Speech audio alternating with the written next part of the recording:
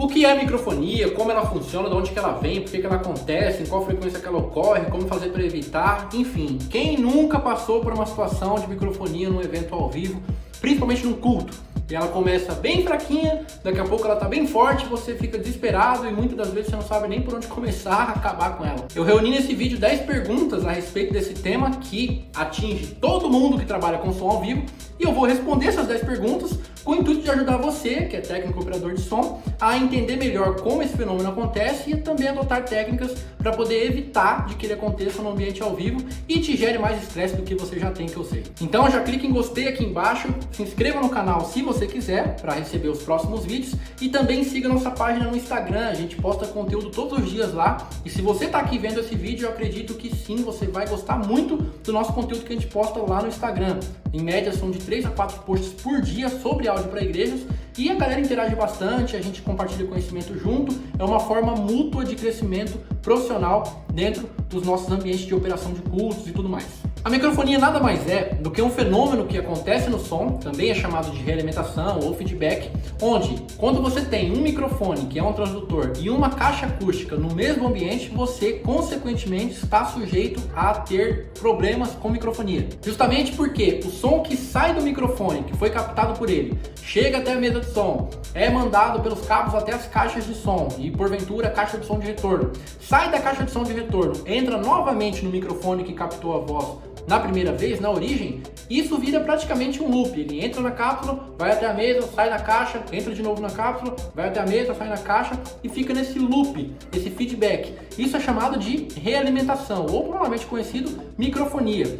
E essa microfonia acontece de uma forma bem singela, pode acontecer de uma forma bem discreta e vai tomando proporções maiores à medida que você não resolve esse problema na hora. Então, se você não abaixar ou atenuar a frequência que está dando essa microfonia, ela vai só aumentar cada vez mais e vai gerar em níveis estrondosos a ponto de ficar quase que ensurdecedor. A microfonia pode acontecer em qualquer frequência do espectro audível, de 20 até 20 mil Hz. Basta a gente entender aonde que ela está acontecendo para a gente poder lidar esse problema na raiz e não comprometer o restante do espectro de frequências audíveis. A microfonia acontece mais especificamente quando a gente aponta, por exemplo, um microfone para uma caixa acústica, justamente porque a caixa vai reproduzir o som da qual foi captado pelo próprio microfone e vai gerar aquele loop que eu falei anteriormente. Isso é a realimentação do som. Isso é o chamado feedback, popularmente conhecido como microfonia. Então, em todos os ambientes que a gente tem caixa acústica e microfone, nós estamos suscetíveis, sujeitos a interferências com microfonia no nosso som. Resta a gente saber como a gente tem que lidar com esse problema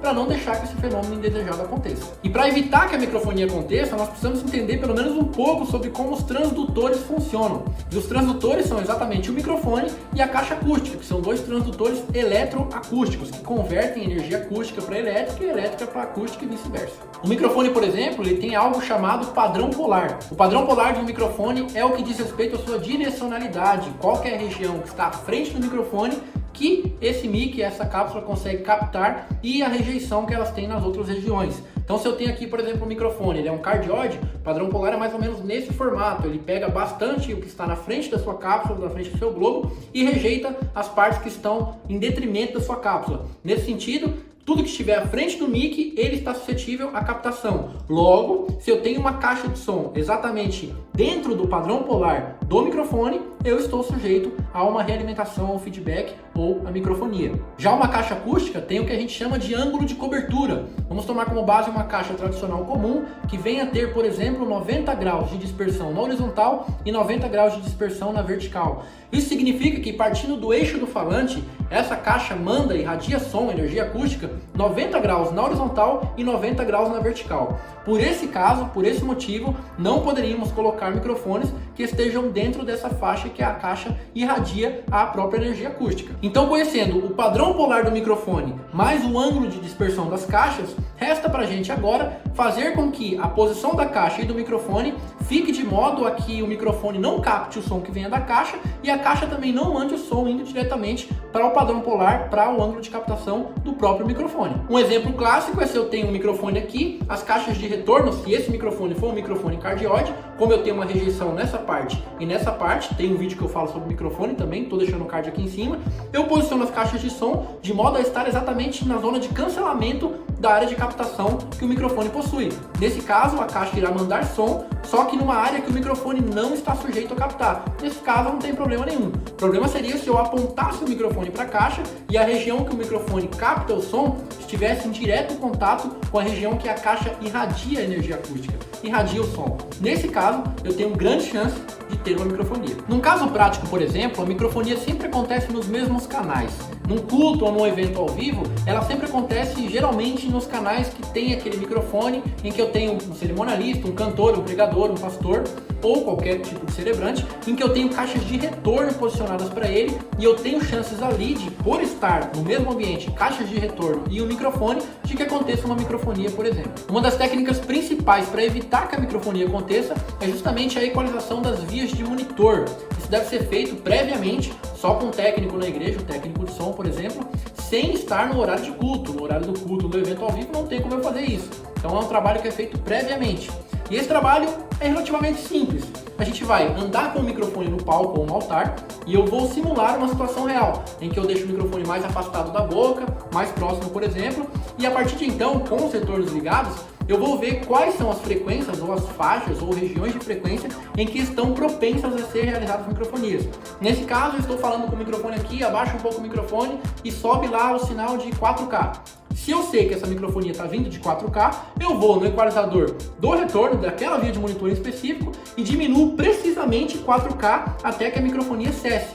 Uma vez que ela cessou naquela região, eu vou andando, continuo e vou simulando outras ocasiões, outras possíveis cenas que pode acontecer num ambiente ao vivo de culto, por exemplo. Então eu cubro o microfone com a boca, por exemplo, ou então coloco a mão. Tudo bem que não é indicado que ninguém faça isso, mas enfim. E aí nesse momento surge uma microfonia de médio graves na região de 400 Hz, por exemplo. Eu vou lá no equalizador daquela via de monitor e retiro 400 Hz até que essa microfonia, essa ressonância pare. E quando ela parar, parei também de mexer, vou para a próxima cena e vou simulando outras situações. Vai chegar uma hora em que você praticamente vai encostar o microfone na boca do retorno, na boca do monitor, no eixo da caixa, e não vai dar microfonia, não vai dar realimentação alguma, porque você já simulou todas as possíveis ocasiões que possam acontecer num ambiente de culto ao vivo, por exemplo. Porém, é importante lembrar que você deve fazer isso com um certo headroom, uma certa segurança, uma certa margem de segurança. Nesse caso, você faz com um volume maior, incitando bastante as frequências para que elas aconteçam ali, naquele momento, e na hora do culto ou do evento, você comece em volumes menores. Nesse caso, você sabe que você tem uma sobra. Caso o pastor, pregador ou cantor peça para você mais volume, você técnico de retorno, de monitor, você vai saber que você pode dar mais volume para ele sem que ocorra nenhuma microfonia, porque você já passou previamente, você já testou e viu que não tinha problema nenhum. Então isso é muito importante de ser feito em todas as vias de monitor, em todos os locais do altar ou do palco, que você sabe que ali você tem chance de estar suscetível a uma ocorrência de uma realimentação do som, uma microfonia, um feedback, por exemplo. Outro ponto muito importante para que isso aconteça é que você treine os seus ouvidos de modo a você saber exatamente qual que é a frequência que está sendo tocada naquele momento, só de você ouvir aquela incitação. Então, por exemplo, você ouviu um som, você sabe se aquela frequência pura é de 1000 Hz ou de 500 Hz, por exemplo, que é a metade. Você sabe se ela é numa região mais alta, de 4000 ou 6300, enfim. E você só vai conseguir fazer isso mediante a treino. Então, o treinamento auditivo consiste em você ouvir essas frequências e identificar e associar o som com o nome ou o número da frequência. Você pode fazer o uso, por exemplo, de um gerador de frequências puras, que você encontra aplicativos para isso nos smartphones, ou até no oscilador da sua mesa de som digital, por exemplo, que a maioria das mesas tem um oscilador.